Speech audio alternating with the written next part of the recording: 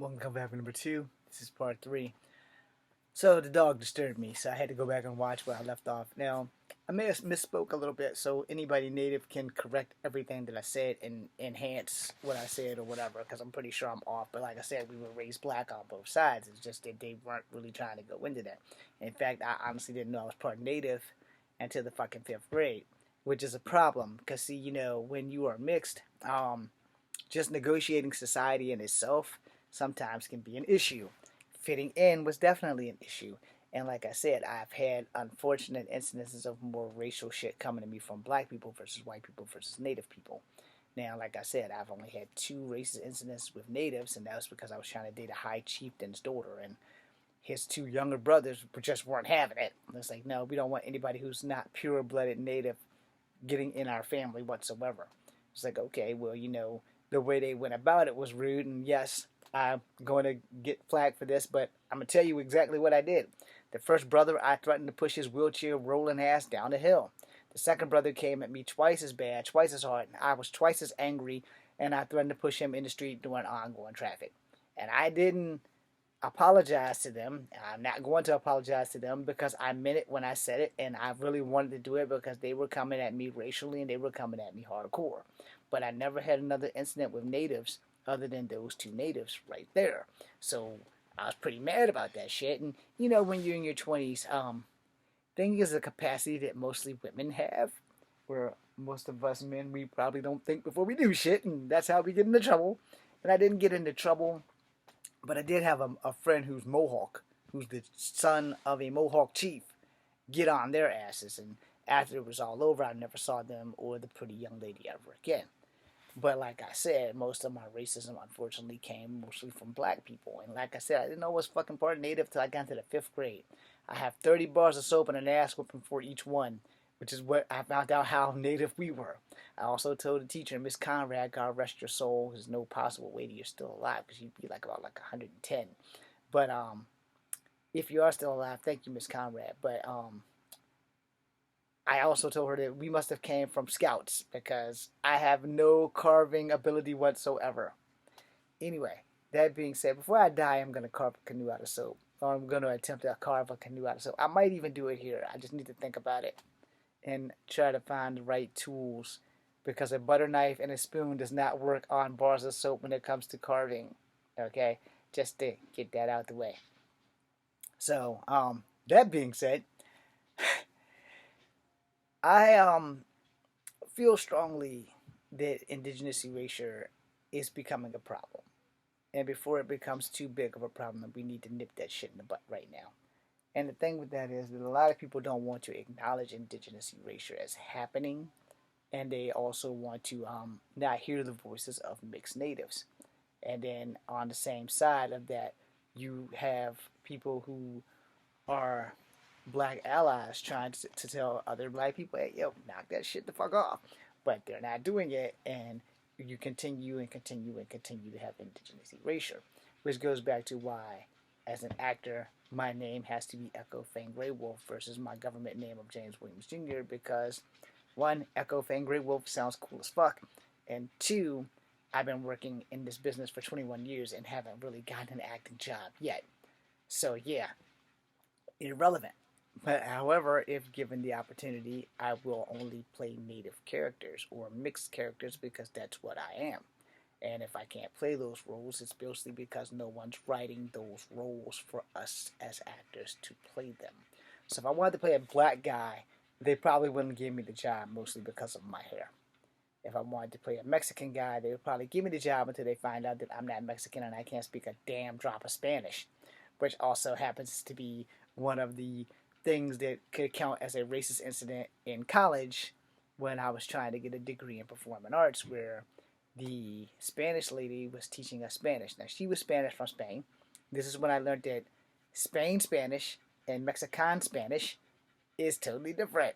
And she said some really racist shit. And I was telling Miss Fisher and I was telling Miss Kemps the other day, actually. I said, I didn't know how to deal with that other than to just let it go because she literally told me I could cheat. And I literally told her I can't learn Spanish if I cheat. And then she said, well, I've never met a Mexican that couldn't speak Spanish. This is before I began my reconnecting journey and found out that Mexicans are also indigenous to America, which means they are Native Americans. And I told her, one, that's racist, and two, I'm not Mexican. I'm part Native, which means I'm also part Cherokee. I could have just let it be, I am part Mexican, but I knew I wasn't Mexican. But now knowing what I know now, I probably should have just let it roll. But the whole concept is this is about indigenous erasure. As I just pointed out, Mexicans are native too. But because of indigenous erasure, by government boundaries and borders, I got to get up, y'all, because my back's hurting again.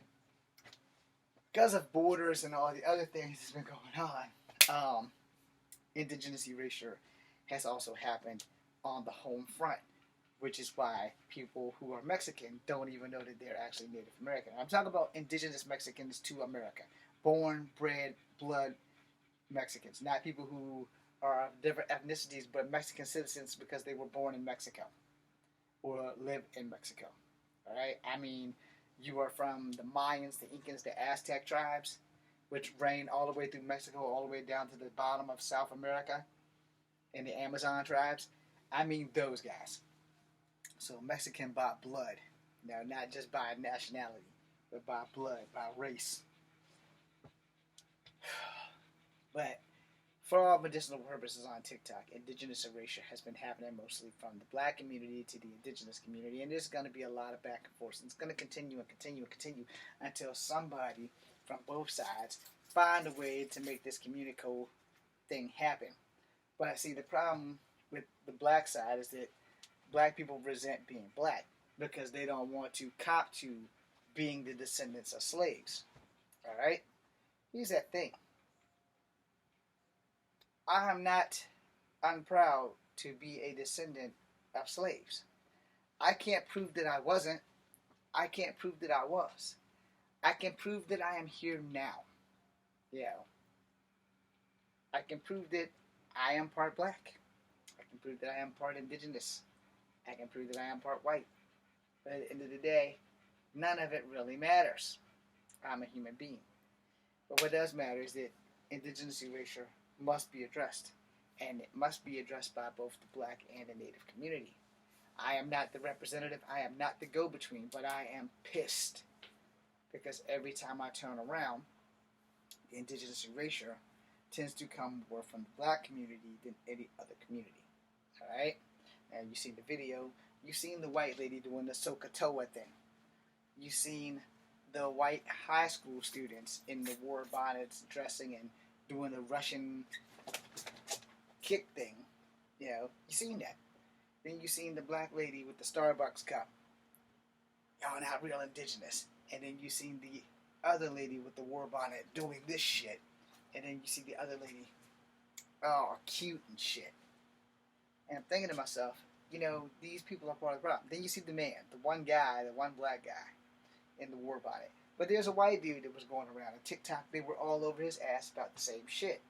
He tried to claim his indigeneity. There was a white girl that was going around doing the same shit. She tried to claim her indigeneity.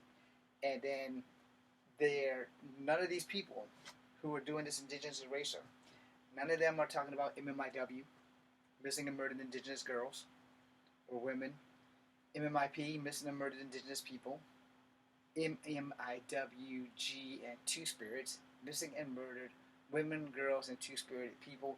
I'm still trying to figure out the two-spirited people, so don't come at me with that. I cannot tell you that because I wasn't raised on a res, so I don't know. I only know what I was taught by my great-grandmother, and she basically only told me fairy tales. She didn't teach me the struggle. She didn't teach me anything. She taught me about her and her brother running through the woods in the moccasins to go to some school or another. Now I gotta find out if that was a residential school. I gotta find out about the Dawes records. I gotta find out about the 60s school. You see the shit that I gotta go through for this reconnecting journey and why I'm frustrated, and then only to have one of my sides fighting another side of my heritage, telling them, you're not indigenous, you're not indigenous, you're not indigenous. And yet, here I am. I'm supposed to be torn, right? I'm supposed to oh, well, black people went through this and black people went through that. No shit. But you gotta remember, Indigenous went through that before black people ever stepped foot on this fucking soil that we call America. You know? But nobody wants to bring that up. No one wants to point out that fact. No one wants to go, you know, y'all right. Natives went through some serious shit. Smallpox, missing and murdered women, women getting raped by pilgrims and all that other shit. But nobody wants to bring that up. But they want to tell indigenous people that they're not indigenous.